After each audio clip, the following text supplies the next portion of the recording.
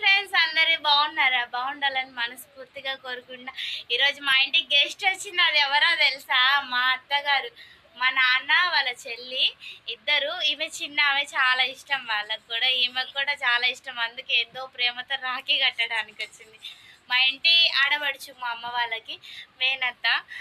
అంటే ఇంకో విషయం ఏంటంటే, అన్న వాళ్ళతో చాలా యుద్ధం చేస్తుంది. అది ఎందుకైనా కూడా మనీ గురించి కానీ దేని గురించి అయినా కానీ యుద్ధం చేస్తుంది.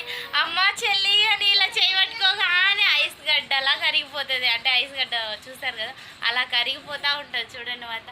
అత్త, మా ఫ్రెండ్స్కి హాయ్ చెప్పు, నమస్కారం చెప్పు. నా కోడలకి ప్రతి ఒక్కరు సపోర్ట్ చేయండి, ఒంటరిగా పోరాడతాను. ఇంకొకండి, ఎట్లా ఉన్నానంటే ఇప్పుడే జర్నీ చేసి వచ్చిన ఇంటికి. ఫేస్ కూడా ఎండలో బాగా పోయించేసరికి ఎట్లనో అయిపోయింది కదా. అయినా ఇప్పుడు ఇలాగే ఉంటుంది, కానీ పల్లెటూరు వాళ్ళం ఎండలో ఉంటాం కదా.